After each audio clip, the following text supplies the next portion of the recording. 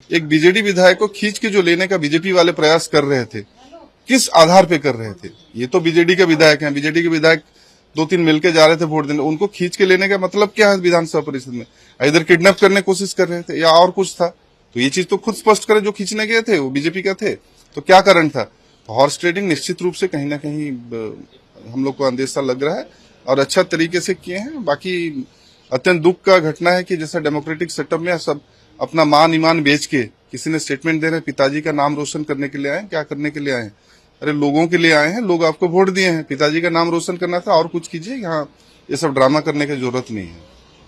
नहीं, देखिए, जब यहाँ पे विगत कुछ दिनों का घटना घटित हुई है जिसमें एंटी पार्टी एक्टिविटी में एंटी डिफेक्शन लॉ लगती है, उसके तहत हम लोग का 3 विधायक, एक विधायिका है, 2 विधायक के खिलाफ हम लोग अर्जी दिए हैं, जिसमें हम लोग का पार्टी ऑलरेडी उनको सस्पेंड कर चुके हैं।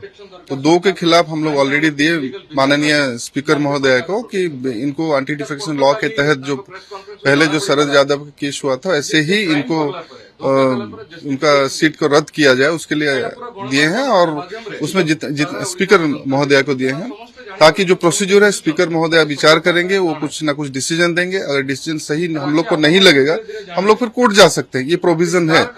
तो 3 में से 2 को दे चुके हैं क्योंकि एविडेंस हम लोग के पास है, और तीसरा व्यक्ति जो है उनके खिलाफ भी हम लोग आज उसको ये स्पीकर महोदय को देंगे, ताकि उनका सदस्यता रद्द किया जाए। क्योंकि कुछ दिनों से नोटिस किया जा रहा था, देखा जा रहा था कि हम लोग को मिला भी है प्रूफ कि उन्होंने पार्टी के खिलाफ एक्टिविटी कर रहे थे। तो हम लोग अपने जो कांग्रेस पार्टी का जो गाइडलाइन है और जो आइडियोलॉजी है, उसमें अगर कोई जो काम नहीं करेगा, निश्चित रूप से एक्शन लिया जाएगा। नहीं, वही चीज बोल रहे हैं कि आज 2 का ऑलरेडी दे चुके हैं, आज तीसरा का भी देंगे, क्योंकि 2 के अगेंस्ट में हम लोग का क्लियर कट हम लोग का एविडेंस मिल चुका है। जब हम लोग स्पीकर महोदय को देते हैं तो कुछ ना कुछ हम लोग का एविडेंस होता है, जिस बेसिस पे हम लोग कर रहे हैं। क्योंकि अगर बुलाते हैं तो तुरंत हम लोग उसको पेश कर सकते हैं। तो आज हम लोग का एविडेंस कलेक्ट हो चुका है, तो तीसरा व्यक्ति जो है उनके खिलाफ भी हम लोग आज स्पीकर महोदय के पास लिख के देंगे। और जो प्रोसीजर हम लोग को अपनाना चाहिए, जो प्रेस्क्राइब प्रोसीजर है, उसी में जा रहे हैं। हॉर्स ट्रेडिंग के बारे में देखिए, पूरा उड़ीसा सबको मालूम चल चुका है कि क्या हो रहा है क्या नहीं है। दिलीप राय जी खुद कल ये स्टेटमेंट में हम लोग देख रहे थे इंटरव्यू में कि 18 आदमी के साथ कांटेक्ट में थे। क्या ऐसा चीज हुआ, क्या मजबूरियां थी, क्या चीज ऐसा हुआ जो इन्होंने क्रॉस वोटिंग किया है? क्रॉस वोटिंग तो हुआ है क्योंकि ओपन बैलेट में होता है। तो जब क्रॉस वोटिंग हुआ है, उसके कारण तो खोजना जरूरी है।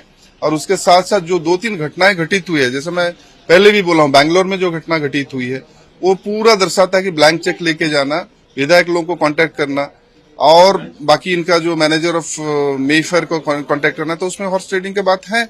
उसके साथ साथ यहाँ पे देखिए, एक बीजेडी विधायक को खींच के जो लेने का बीजेपी वाले प्रयास कर रहे थे, किस आधार पे कर रहे थे? ये तो बीजेडी के विधायक हैं, बीजेडी के विधायक 2-3 मिलके जा रहे थे वोट देने, उनको खींच के लेने का मतलब क्या है? विधानसभा परिषद में इधर किडनैप करने की कोशिश कर रहे थे या और कुछ था? तो ये चीज तो खुद स्पष्ट करे, जो खींचने गए थे वो बीजेपी का थे, तो क्या कारण था? हॉर्स ट्रेडिंग निश्चित रूप से कहीं ना कहीं हम लोग को अंदेशा लग रहा है और अच्छा तरीके से किए हैं। बाकी अत्यंत दुख का घटना है कि जैसा डेमोक्रेटिक सेटअप में सब अपना मान ईमान बेच के किसी ने स्टेटमेंट दे रहे हैं, पिताजी का नाम रोशन करने के लिए आए हैं। क्या करने के लिए आए हैं? अरे लोगों के लिए आए हैं, लोग आपको वोट दिए हैं, पिताजी का नाम रोशन करना था और कुछ कीजिए। यहाँ ये सब ड्रामा करने की जरूरत नहीं है।